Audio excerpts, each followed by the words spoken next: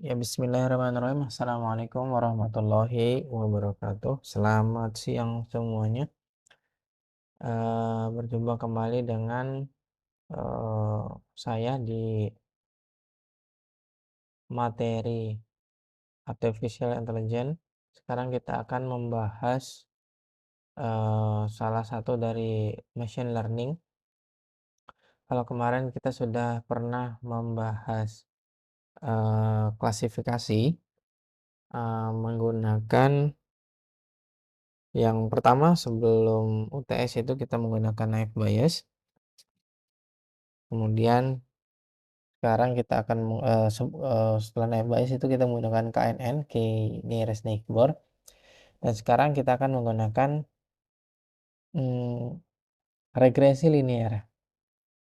Regresi linear itu adalah salah satu machine learning yang digunakan untuk memprediksi label berupa angka. Angkanya bukan angka kategori ya. Kalau machine learning yang klasifikasi itu labelnya itu berupa kelas dan kategori. Kalau regresi linear itu labelnya menggunakan angka. Angkanya bukan kategori dan bukan label, tetapi angka bisa berupa angka desimal. Dan sekarang kita akan menggunakan dataset yaitu students performance yang saya ambil dari Kaggle. Nah, di sini pada video ajar kali ini saya menggunakan Visual Studio Code untuk menulis kode program Python-nya.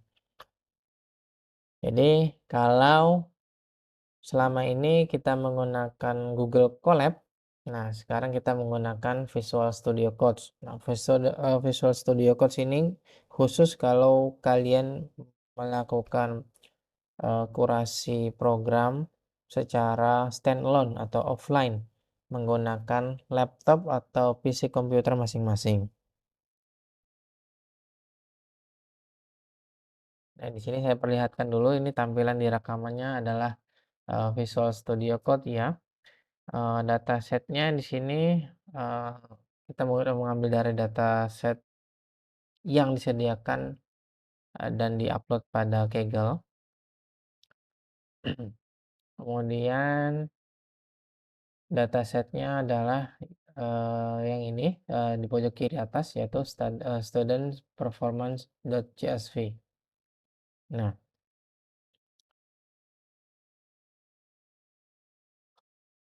di sini ada sejumlah kolom 1, 2, 3, 4, 5, 6, 7, 8. Ada 8 kolom. Mulai dari kolom gender atau jenis kelamin. Kemudian kolom etnis atau ras. Nah, di sini disebutkan hanya grup A, B, dan C.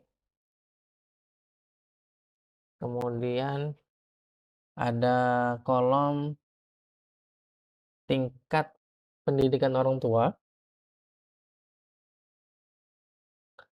mulai dari kuliah atau hanya dari SMA saja, S1 dan seterusnya. Kemudian ini adalah kolom makan siang ya, lunch. Kalau makan siang dari tipe makan siang dari siswa ya. Kemudian ada kolom mata kuliah atau mata pelajaran persiapan atau test preparation course. Ada yang tidak melaksanakan, ada yang menyelesaikan. Ini hanya 2 ya ininya nilainya. Kemudian ada nilai beberapa subjek. Yang pertama nilai matematika, kemudian nilai membaca reading score, dan nilai menulis writing score. rentangnya dari ini ke rentang 100 ya, rentang 100 sampai paling kecil itu nilainya 10. Oke. Sekarang, pada VS Code ini, jika kita ingin melakukan code program, kita, yang similar dengan Google Colab, itu, kita juga bisa membuat file Jupyter Notebooks-nya yang berekstensi .ipynb. Misalkan di sini kita buat new file. New filenya adalah, misalkan kita beri nama regresi underscore linear.ipynb. Oke, selesai. Sekarang kita buat markdown-nya dulu. Markdown-nya misalnya sini crash student performance analysis.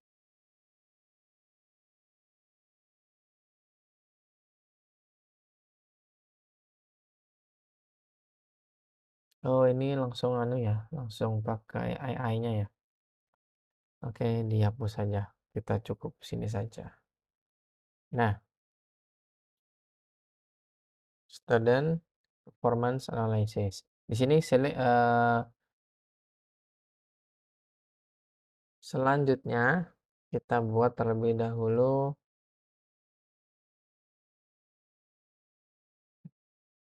markdown atau judul. Yang pertama adalah kita import libraries-nya. Library-nya kita import.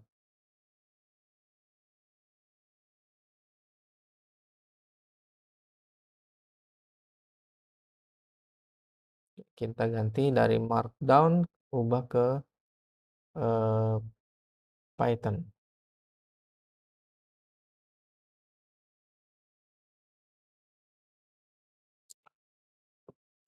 Di sini kita menggunakan beberapa library. Yang pertama adalah Pandas. Pandas ini digunakan untuk manipulasi data, yaitu membaca file CSV ya, student performance.csv ini.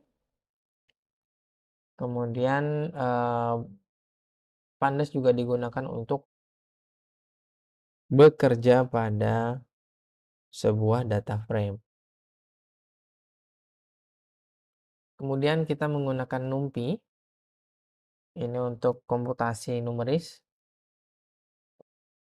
Dan biasanya digunakan untuk, kalau di regresi linear ini digunakan untuk menghitung nilai RMSE atau root mean square error, yaitu salah satu matriks yang digunakan untuk menilai apakah performa model regresi linear ini bisa dinilai bagus apa jelek. Kemudian ada matplotlib, digunakan untuk data visualisasi. Data visualisasi itu untuk membuat gambar plot grafik, kemudian grafik tabular, grafik box plot, dan lain-lain.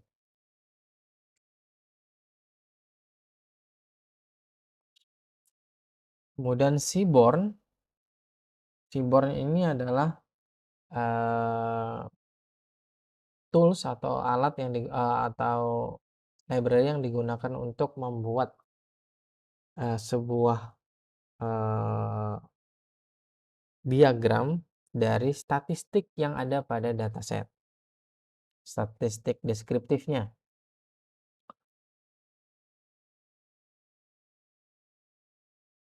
Kemudian scikit-learn. Ini scikit-learn kita gunakan untuk menunjang machine learning kita, dalam hal ini regresi linear, dalam hal untuk membagi data menjadi training dan testing sekian persen. Dan juga untuk memanggil model linear regresi yang akan kita gunakan.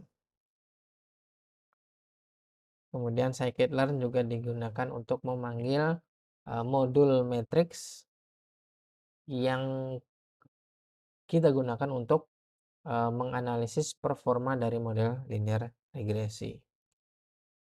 Sekarang kita sambil eksekusi. Oke, selesai.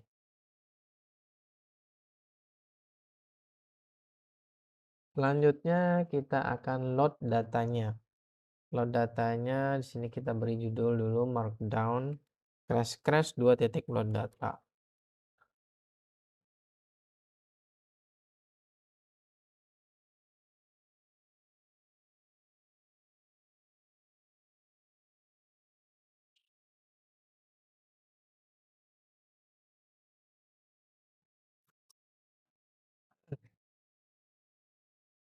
Oke, di sini kita akan baca datasetnya students performance.csv dan kita akan print headnya 5 data teratasnya.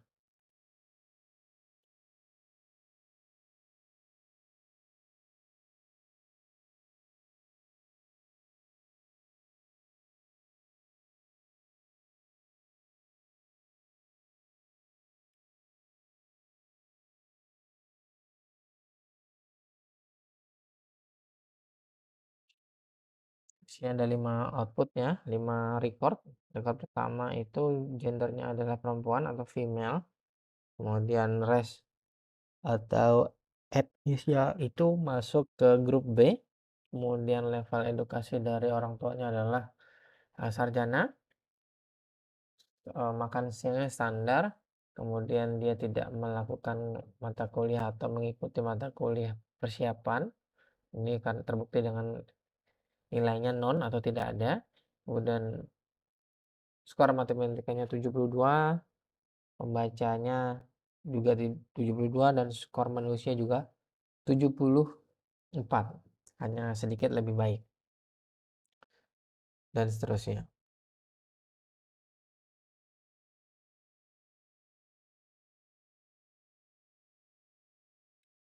Selanjutnya kita akan buat markdown atau judul baru, yaitu kita mulai masuk ke tahap exploratory data analysis, atau kita akan membaca datanya terlebih dahulu. Kita explore mulai dari data statistik deskriptifnya.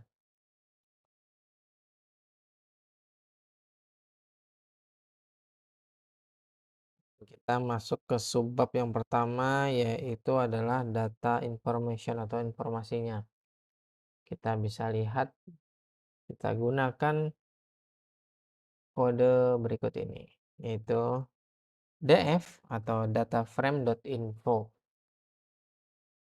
Di sini akan memberikan summary atau rangkuman dari data frame ini ya, data frame dfpd underscore csv ini, termasuk dari tipe-tipe data untuk setiap kolom, dan juga banyaknya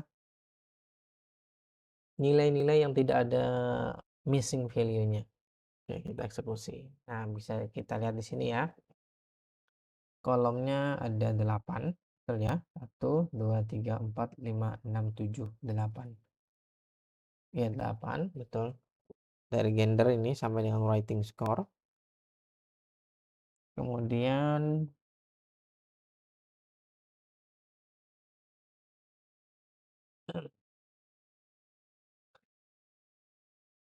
non-null itu artinya nilai yang tidak kosong. Itu ada 1000 di sini. Semua sama, ada 1000. Kemudian objek data tipenya, gender ini objek, race atau ethnicity ini objek atau etnis ya. Kemudian parental level education juga objek, test preparation course juga objek. Kemudian math score itu data tipenya adalah integer 64. Artinya kolom math score sama reading score dan juga writing score itu tipe datanya adalah numeris.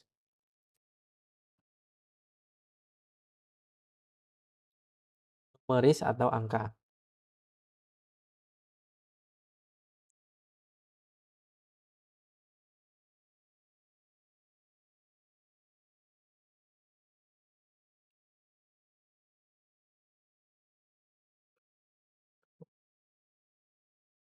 Oke, meskipun tadi kita tahu ya, berarti, data setnya ini totalnya ada 1000 record atau 1000 baris, dan juga non nolnya juga 1000, artinya kan tidak ada missing value.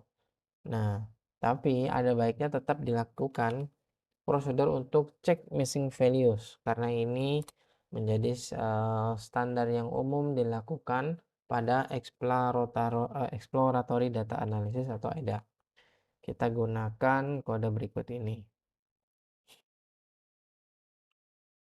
df.isNull.sum. Oke, kita bisa konfirmasi bahwa semua kolom itu tidak memiliki missing values karena non nullnya itu jumlahnya adalah 0.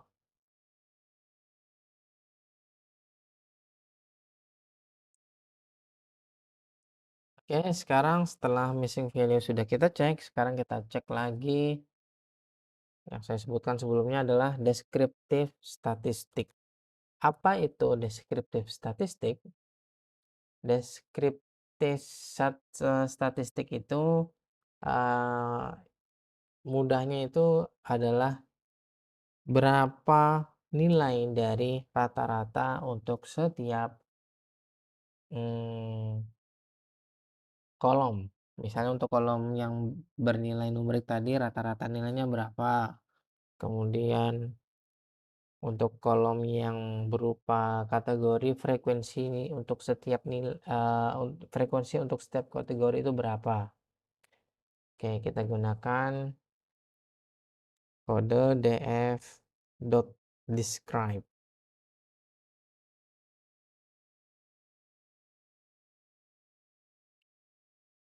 Jadi kita panggil datanya dari data frame.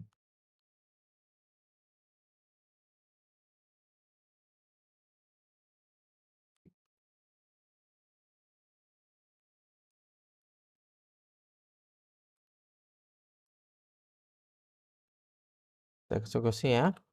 Nah, hasilnya seperti ini. Ini adalah ringkasan statistik deskriptif dari 3 variabel numerik, yaitu math score atau nilai matematika, reading score yaitu nilai membaca, dan writing score yaitu nilai menulis. Untuk yang pertama count itu adalah jumlah datanya ada 1000 eh, untuk setiap kolom ya. Untuk setiap nilainya. Kemudian min min min ini adalah nilai rata-rata. Misalnya untuk matematika rata-ratanya adalah untuk satu dataset atau anggap aja ini satu kelas ya. Itu ada 66, rata-rata membacanya 69,16 dan writing score-nya 68,05. Kemudian ada namanya STD, yaitu standard deviation. Ini digunakan untuk mengukur sebaran data dari setiap rata-rata, menilai seberapa besar ulangin ya, seberapa besar sebaran data untuk setiap nilai ini, nilai math score, reading score, dan writing score. Semakin tinggi nilai standard deviation ini, maka datanya semakin bervariasi. Nah, untuk ketiga variabel ini kurang lebih sama ya. Jadi standar deviasinya ada 15,16 untuk math score, 14,6 untuk reading score, dan 15,19 untuk writing score. Ini bedanya tidak terlalu jauh, jadi kita bisa klaim datanya memiliki standar deviasi yang tidak begitu berbeda.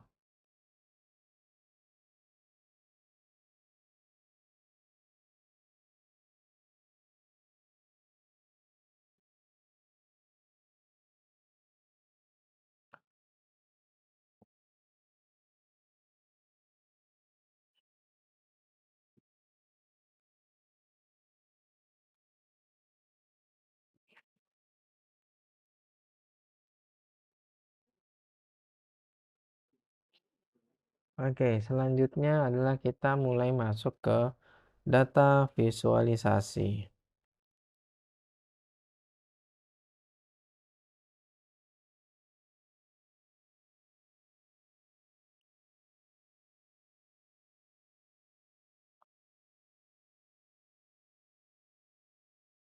Kita cek dulu skor distribusinya.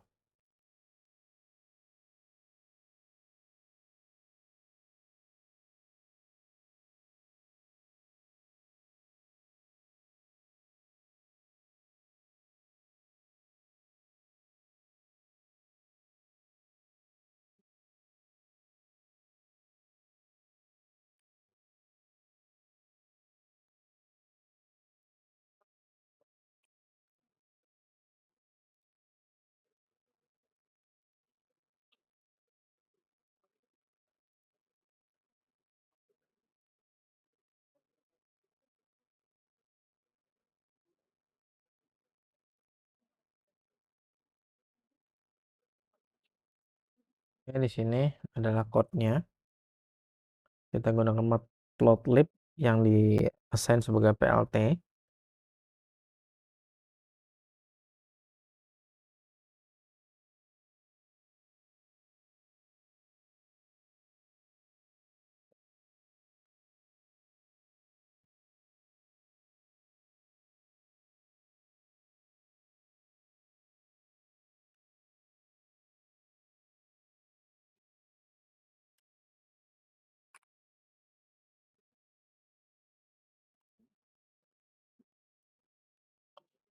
Oke, kita dapatkan 3 buah distribusi dari kolom math score, reading score, dan writing score.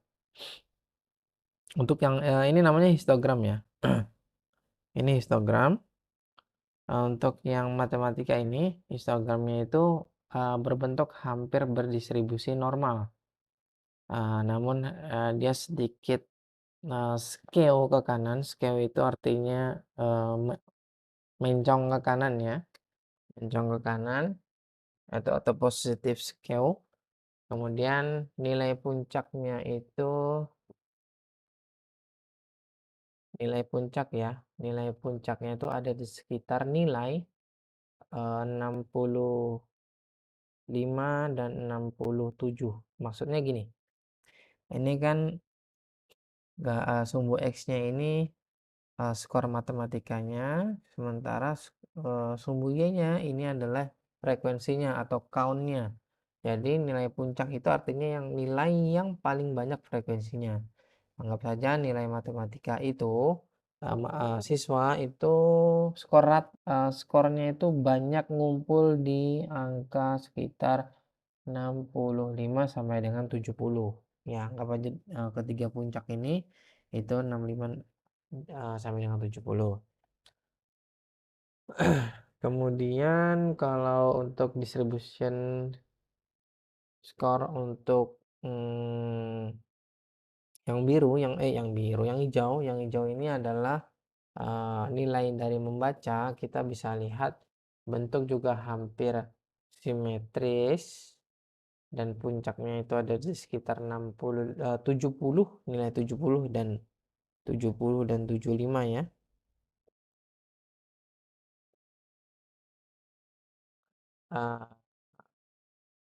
Kemudian juga ini puncaknya ya. Puncaknya itu ada di 70 sampai 75. Kemudian sebagian besar itu siswa mendapat skor antara 60 sampai dengan 85. 85. Jadi yang di luar itu jumlah siswa yang memiliki nilai di luar range 60 sampai 85 itu cukup sedikit.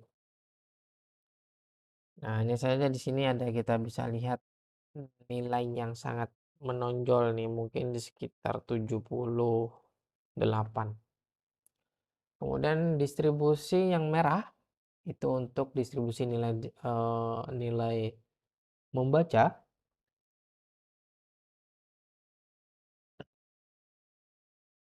Di sini puncaknya, sekitar nilai puncaknya itu ada di sekitar 70 sampai 75, namun distribusinya sedikit lebih padat di bagian kanan nih, lebih kanan, agak lebih padat.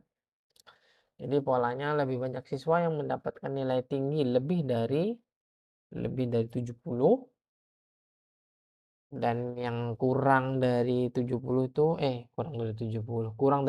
itu sangat sedikit. Jadi ini bisa kita ambil kesimpulan awal ya, bahwa kemampuan menulis siswa itu sedikit lebih baik daripada kemampuan matematika siswa.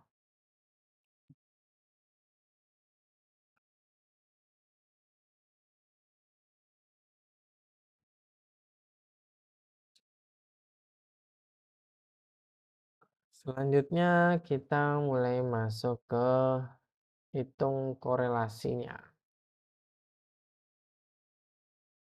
Kita hitung korelasi antara setiap nilai.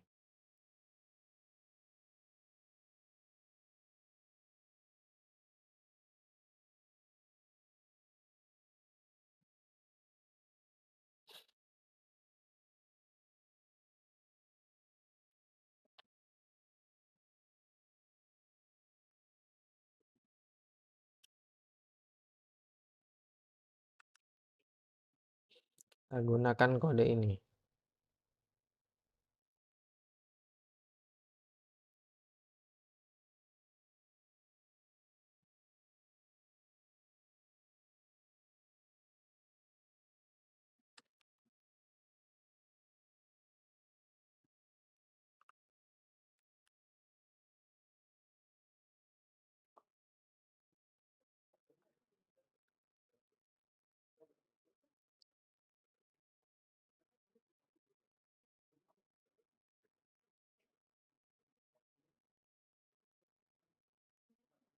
Kita eksekusi. Oke, kita peroleh beberapa plot ya. Di sini kita bisa perhatikan terlebih dahulu. Yang berwarna jingga atau orange itu adalah siswa laki-laki. Yang berwarna biru, ini lihat di sini ya, di pojok kanan ini, pojok kanan di tengah. Yang biru ini adalah siswa perempuan.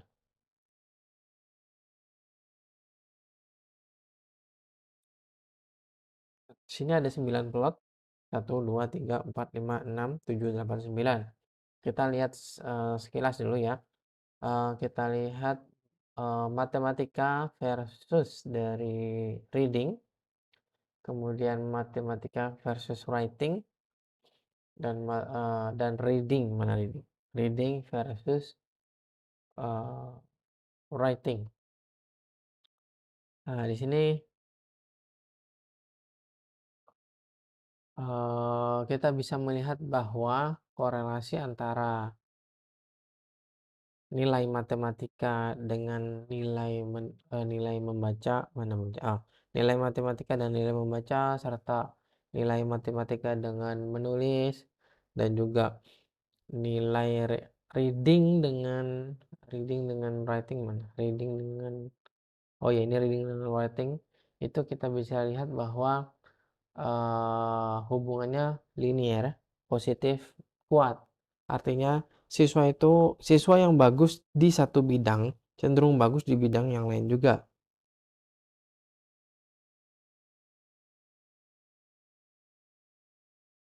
Kemudian kita lihat distribusi berdasarkan gendernya, laki-laki atau perempuannya.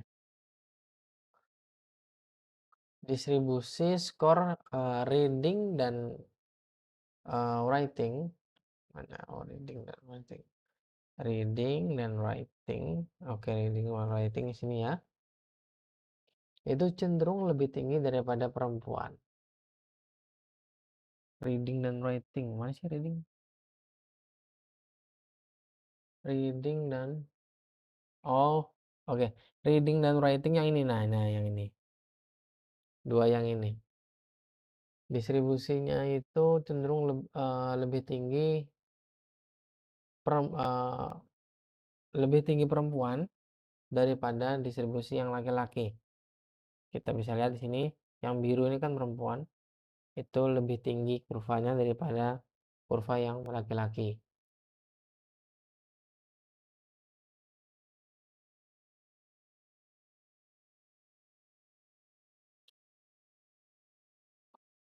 Kemudian selanjutnya, tidak ada outlier yang sangat ekstrim dan juga data tersebar cukup merata di sepanjang garis regresi. Garis regresi itu yang dari kiri ke atas ini. Itu itu adalah garis regresi. Selanjutnya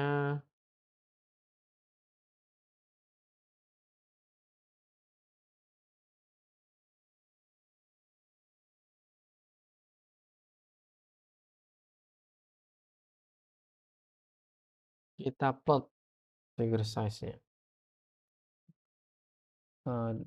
Plot figurnya menggunakan size 8 dan 8 kali 6.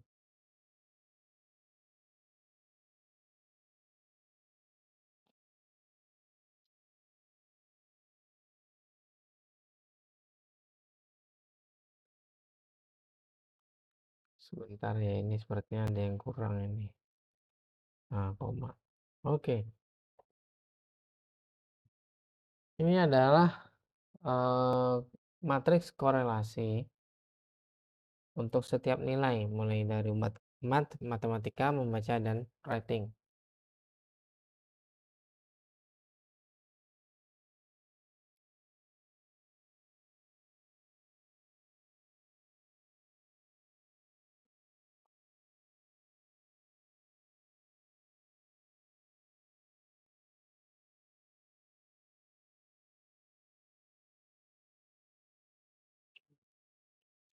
Oke, jadi datanya ini dibuat secara dengan model heat map. Menggunakan warna biru itu menunjukkan nilai korelasi yang rendah, dan merah tua itu menunjukkan korelasi yang sangat kuat. Kita bisa lihat di sini, yang berwarna biru itu adalah korelasi yang rendah. Jadi writing score itu tidak berkorelasi dengan nilai dari math score atau nilai matematika. Kemudian eh, nilai reading score dengan writing score itu sangat tinggi. Ini warnanya mungkin ini agak bukan coklat ya, campuran antara orange sama merah ya. Jadi nilainya tinggi cukup, yaitu 0,95 yang ini nih.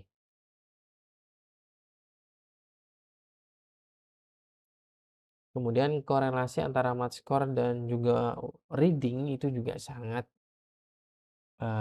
rendah karena warnanya biru.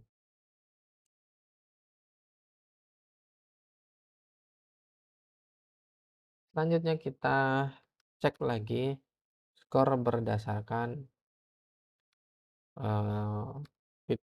fitur-fitur yang kategori. Ingat ya tadi fiturnya tadi ada 8, yang mana 3 diantaranya adalah numerik, yaitu nilai matematika, nilai reading, dan nilai uh, writing. Reading dan writing. Nah, kalau misalnya selain itu berarti 5 lainnya itu adalah fitur-fitur kategori.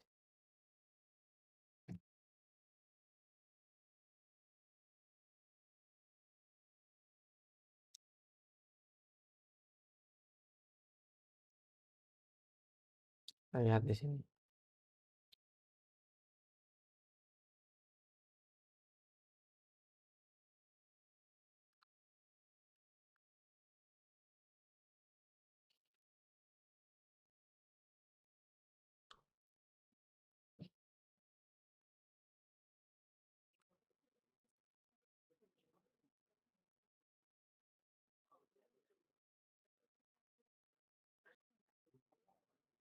Lagi ngerekam video ajar. Saya pause dulu. Kenapa? Anu kah? senat. Saya nggak jadi ajukan, saya nggak jadi anu, ternyata syaratnya penelitian saya yang waktu kuliah S3 tuh ada bisa diklaim. Oh, berarti semester depannya berarti Pak? Ya, semester depan ya.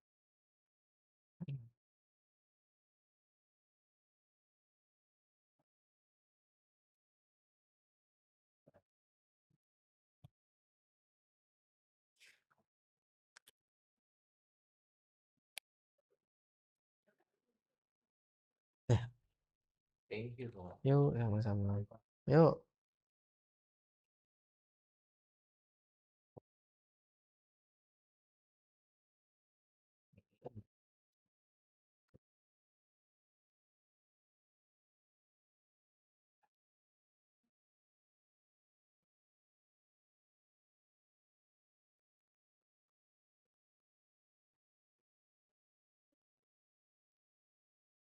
Maaf tadi ada ini ya, ada admin yang datang minta tanda tangan untuk keperluan pemberkasan dokumen akademik. Oke, kita lanjutkan lagi. eh kita tadi sampai ke categorical features. Kita cek dulu menggunakan box plots ya. Oke, kita lihat di sini contohnya yang pertama adalah nilai matematika berdasarkan jenis kelamin. Kita bisa lihat di sini yang biru dan orange ini adalah jenis kelaminnya. Biru itu perempuan, orange itu laki-laki. Ini cara membaca box plot itu, misalnya yang perempuan ini ya. Ini yang garis atas, horizontal atas ini adalah batas nilai atasnya. Garis horizontal bawah ini adalah batas nilai akhirnya. Kemudian garis di tengah ini adalah nilai value-nya, nilai min-nya, nilai rata-ratanya. Kemudian kotak biru ini tersebar ya, itu adalah eh, seberapa, menunjukkan seberapa datanya itu seberapa, apa sih, saya lupa namanya nih. Seberapa bervariasi, seberapa acak datanya ini. Jadi nilainya ini semakin standar deviasinya kalau semakin besar nih semakin lebar kotak birunya ini. Jadi kita bisa lihat di sini nilai kotak birunya untuk yang perempuan ini antara sekitar 50, anggap saja di sini 58 sampai dengan 78. Kalau kotak birunya ini semakin besar, artinya nilai matematika dari siswa berjenis kelamin perempuan itu semakin besar, semakin semakin bervariasi. Nah, itulah. Kemudian kalau untuk yang laki-laki yang warna orange, kita bisa lihat di sini nilai maksimumnya juga sama ya, 100 dengan yang perempuan. Kemudian nilai bawahnya itu adalah sekitar berapa ini? Sekitar 25. Nah, kalau bisa dari sekilas kita bisa lihat antara perempuan dan laki-laki itu sedikit lebih baik nilai matematika laki-laki. Kita bisa lihat di sini rata-ratanya garis horizontal di tengah ini lebih tinggi daripada garis horizontal yang perempuan. Kemudian kalau untuk variasinya, variasi nilainya atau variasi datanya cukup sama ya, serupa. Namun kita bisa lihat di sini nih kotak di warna box plot yang orange ini yang punya laki-laki itu sedikit lebih tinggi daripada yang perempuan. Kemudian yang tidak kalah penting adalah nilai titik-titiknya ini. Nah, titik-titik di bawah ini. Ini disebut dengan namanya outlier. Outlier itu adalah data yang tidak biasa. Apa itu data tidak biasa? Data yang aneh yang tidak mengikuti distribusi. Gampangnya adalah nilai dari siswa yang tidak belajar atau sama sekali sama sekali tidak belajar sama sekali tidak belajar, sehingga nilainya nol nih, ada yang nol. Ada juga yang nilainya 10 dan beberapa, sebagian besar itu banyaknya di bawah 20. Yang di atas 20 dan di bawah 20, anggap saja di sini 24, itu ada 2 orang. Nah, kalau yang laki-laki nilai outliernya hanya sedikit saja, yaitu 2 orang saja di sini, 2 titik. Ini tumpang tindih ya, nilainya di atas 24. Oke, dari sini saja kita bisa ambil kesimpulan bahwa kemampuan matematika laki-laki itu lebih baik daripada kemampuan matematika milik siswa perempuan. Kemudian dari etnis, nilai matematikanya berdasarkan etnis atau race. Kita bisa lihat di sini yang paling bagus itu adalah ras atau etnis grup E, nilainya lebih tinggi ya. Dan juga kita bisa lihat box plusnya itu agak ke atas dibandingkan dengan etnis-etnis lainnya. Yang etnis agak rendah itu miliknya grup A. Tapi di sini kita tidak bisa nilai langsung bahwa grup A atau etnis A ini jelek sekali. Karena perbedaannya tipis dengan grup B, grup C, dan grup D. Yang jelas-jelas di sini yang menonjol adalah grup E atau ras E. Kalau untuk level pendidikan nilai matematikanya itu saya rasa di sini seragam ya. Meskipun yang paling besar variasinya itu adalah yang memiliki gelar S2 atau master degree. Nilainya nilai matematika dari nilai matematika dari siswanya itu bermacam-macam. Variasinya lebih tinggi. Standar deviasinya lebih tinggi. Kemudian nilai matematika berdasarkan ini ya, berdasarkan nilai makan siangnya. Kalau yang standar itu malah lebih tinggi. Anggap aja standar ini adalah makan siang yang bawa dari rumah, itu nilainya lebih tinggi matematikanya dibandingkan dengan yang dapat makan siang gratis atau makan siang di sekolah. Hanya saja di sini kita bisa lihat yang unik atau data yang unusual atau data yang tidak sesuai atau data yang tidak normal ini ada di sini. Outlier 1. Anggap saja ada seorang mahasiswa jenius dari kalangan yang makan siang gratis. Dia dapat tertinggi di sini. Nah, tapi satu orang saja.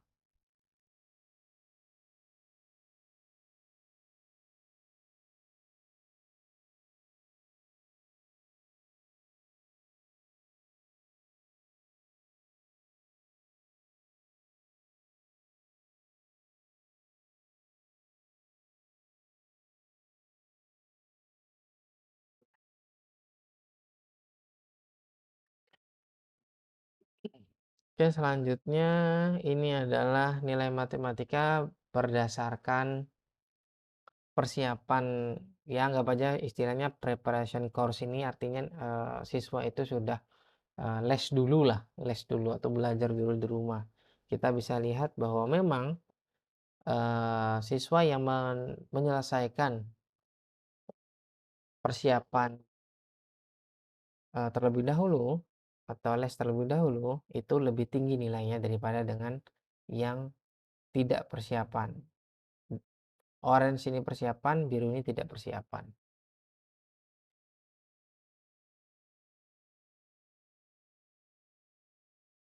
Oke, kita cukup untuk ininya ya, EDA-nya atau exploratory data analisisnya.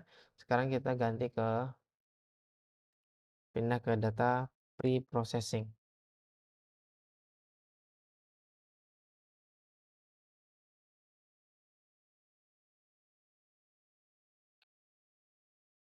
Kita akan encode atau ubah nilai-nilai dari fitur yang kategori itu menjadi angka one hot namanya, one hot encode. Anggap aja di sini kan kita tadi tahu bahwa data yang Ini data yang kategori yaitu gender atau jenis kelamin, etnis, parental level education, lunch, test profession course. Ini kan kata-kata semua ya atau string ya, string. Nah, ini akan diubah menjadi one hot encode menggunakan code berikut ini. Nah, jadi diubah menjadi angka kategori 0101 1010 dan seterusnya.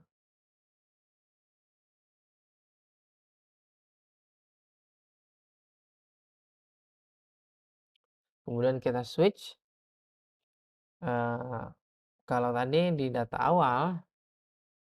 awal itu kolom gender etnis terlebih dahulu. Sekarang kita ubah menjadi di sini eh, yang di depan ini adalah nilai numeriknya, math score, reading score, writing score, gender male dan seterusnya. Jadi agak panjang ini ya jadinya.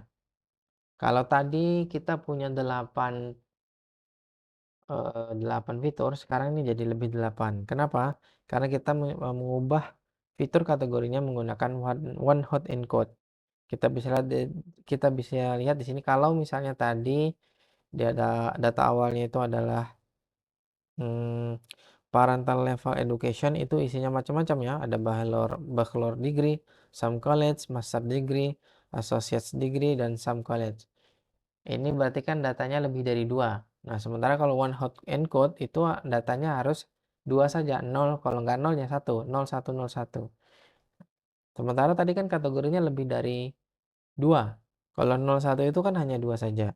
Nah, jadi di sini kita buat lagi baru. Misalnya di sini untuk setiap grupnya. Misalnya sih parental level of education bachelor degree. Yang bachelor degree 0101, kemudian yang educationalnya itu high school 0101 juga, ini hanya 5 ya. Kebetulan untuk yang 5 data awal ini nggak ada angka satunya. Kemudian parental degree of education master, yang master degree itu adalah dibuat kolom baru juga sendiri 0100.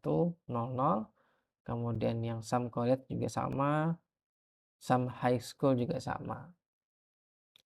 Kalau lunch standar ini cuman ini ya, cuman 2 aja, jadi nggak perlu dipanjangkan seperti ini.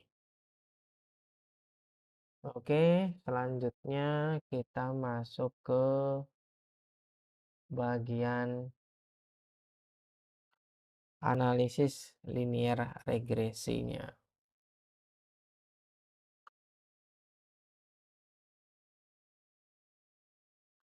Kita akan memprediksi skor menulis dari skor membaca. Jadi kan tadi ada 3 skornya ya, matematika, kemudian writing, dan reading. Kita bisa lihat tadi bahwa matematika itu tidak berkorelasi begitu positif dengan membaca dan menulis. Sementara kalau korelasi antara membaca dan menulis itu sangat tinggi sekali. Jadi pada model ini regresi linear ini kita akan membahas simple regresi linear menggunakan writing score dan reading score karena keduanya mempunyai korelasi yang tinggi. Oke, ini codingnya. Kalian bisa cek nanti ya. Ini juga .ipynb-nya juga akan saya share. Jadi di sini kita definisikan dulu fitur X dan targetnya. Fitur X-nya itu adalah reading score. Kemudian fitur Y-nya adalah writing score. Jadi kita akan memprediksi skor menulis berdasarkan hasil skor membacanya. Oke, ini ada 2 variabel. Variabel bebas dan variabel terikat. Variabel bebasnya itu adalah reading score-nya. Kemudian variabel terikatnya itu adalah writing score-nya. Nah, kenapa writing score atau skor menulis itu disebut sebagai variabel terikat? Itu karena nilainya itu bergantung pada nilai reading score-nya. Dan reading score ini adalah variabel yang bebas karena bisa kita isi dengan berbagai macam input sesuai datasetnya. Kemudian di sini kita split datanya menjadi test size-nya 20% saja. Kemudian kita buat model linear regression-nya dengan panggil modul linear regression yang sudah kita panggil di atas tadi ya. Nih, di import library di atas ini linear regression. Kemudian kita latih menggunakan data trainingnya dan dan label, bukan label sih, dan data training X ini reading score-nya, Y train ini adalah writing score-nya untuk yang 80%. Saya tambahkan di sini. 80% training data. Oke, kita buat prediksi menggunakan model yang sudah dilatih, yaitu LR simple atau linear regression simple. Kemudian kita prediksi testingnya, X-test sampel, yaitu 20% testing data. Kemudian kita keluarkan my atau mean average error, kemudian MSE mean square error, kemudian RMSE root mean square error, dan R quadrat score. Oke, kita bisa lihat di sini mean average errornya adalah 3,837. Kemudian MSE-nya adalah 23,87. Root mean square errornya adalah 4,8857 dan R2 score atau R quadrat score-nya adalah 0,9. Oke, ini adalah performanya. Matriks performanya berdasarkan error. Berbeda dengan kasus klasifikasi sebelumnya, seperti KNN yang kemarin, kita itu menggunakan matriksnya akurasi. Jadi kalau mengindikatorkan bahwa sebuah model klasifikasi itu bagus, maka akurasinya harus besar. Sementara kalau di regresi linear ini, kita menggunakan matriks akurasinya adalah error. Jadi sebuah model regresi itu dikatakan bagus jika errornya kecil. Jadi kalau bergantung pada kita melihat dari sudut pandang mana. Apakah MAE, apakah MSE, atau RMSE. Yang jelas kalau kita membandingkan MAE dan MSE itu tidak apple to apple. Kenapa? Karena memang MSE ini kan dari katanya aja mean square error. Artinya rata-rata errornya itu dikuadratkan, square. Square itu artinya kuadrat. Jadi hasilnya lebih besar. Ini adalah angka-angka dari errornya, dari matriks errornya. Sekarang kita visualisasikan dari regresi linearnya. Oke, hasilnya seperti ini. Kita bisa lihat ada dua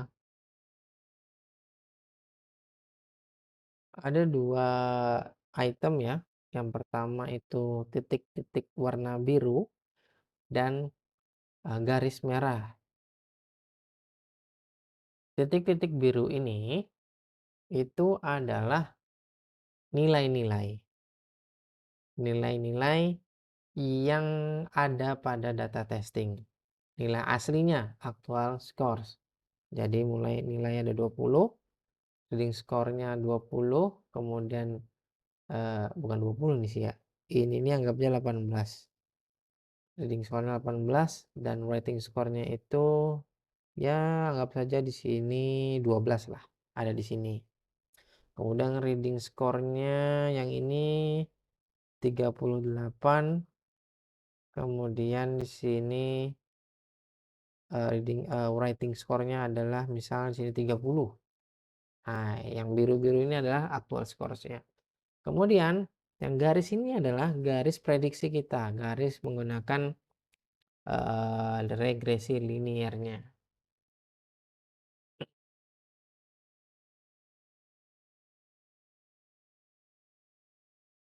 Jadi di sini kita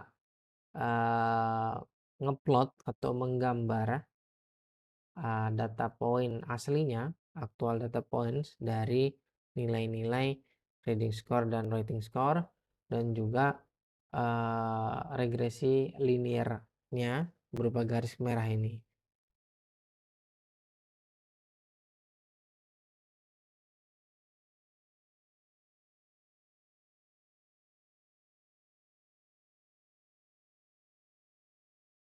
Oke.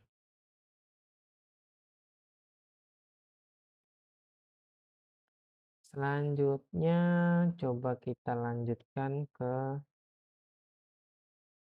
kita memprediksi dari semua fitur. Kalau tadi kan kita yang sederhana ya, reading dan writing saja. Sekarang kita coba semua fitur.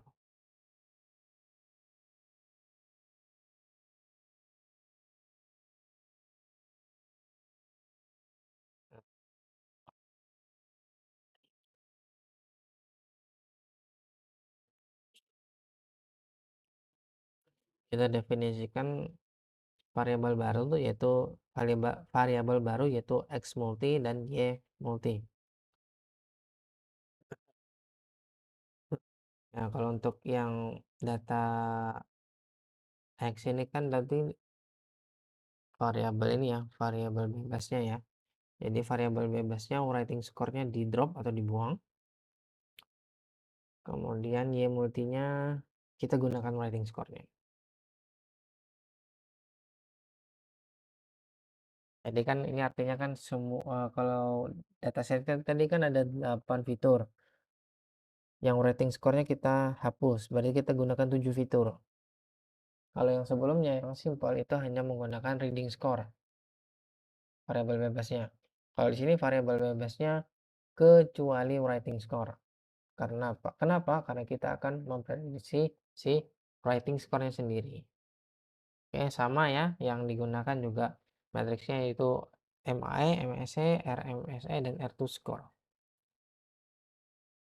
Kita peroleh di sini MAE-nya 3,2, MSE-nya 14,9, RMSE-nya adalah 3,8, dan R2 score-nya adalah 0,9381.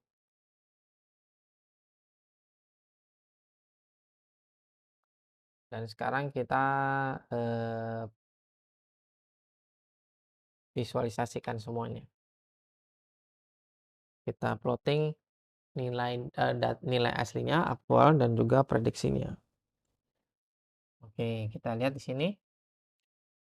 Ini sebenarnya banyak ya hasilnya, karena bisa jadi dot-dotnya ini, titik-titiknya ini itu menunjukkan nilai aktualnya,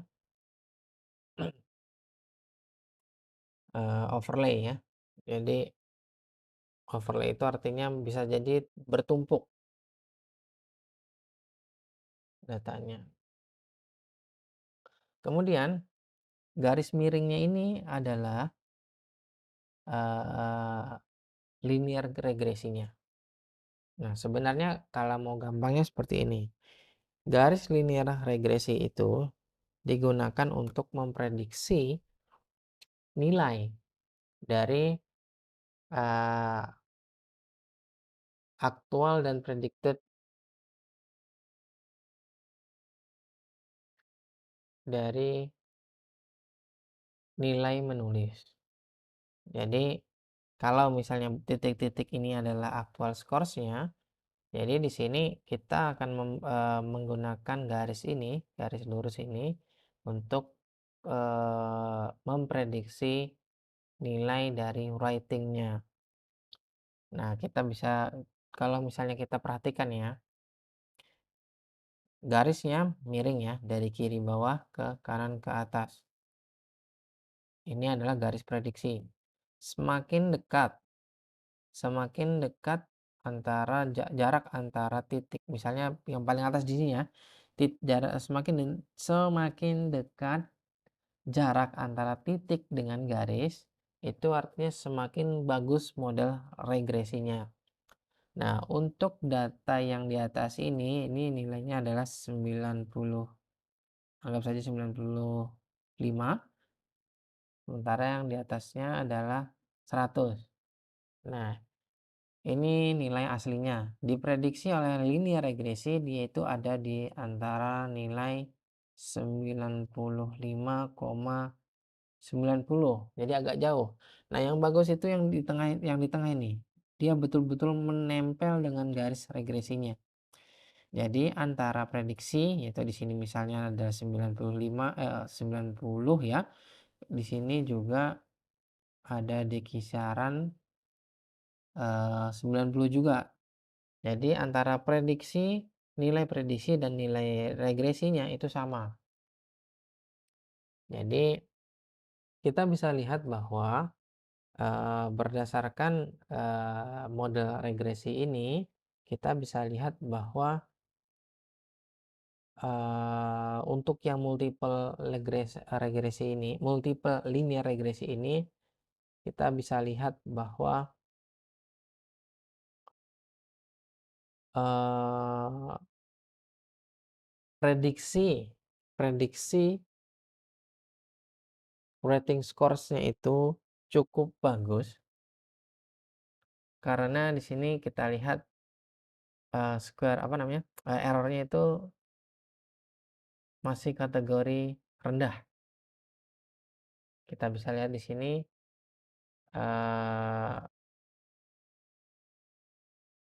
apa namanya nih ya? Ini nih error kuadratnya, R2 score-nya itu di angka 0,938. Kita bisa lihat kalau misalnya kita bandingkan prediksi writing score dengan semua fitur versus prediksi writing score dengan hanya reading score saja, kita bisa lihat ada perbedaan nilai errornya. Nah, kalau misalnya kita bandingkan di sini MSE-nya lah, MSE-nya di sini 23,87. Ketika kita menggunakan semua fitur, nilai MSE-nya turun menjadi 14,911. Jadi tadi sudah saya sebutkan, semakin kecil error itu semakin bagus modelnya. Oke.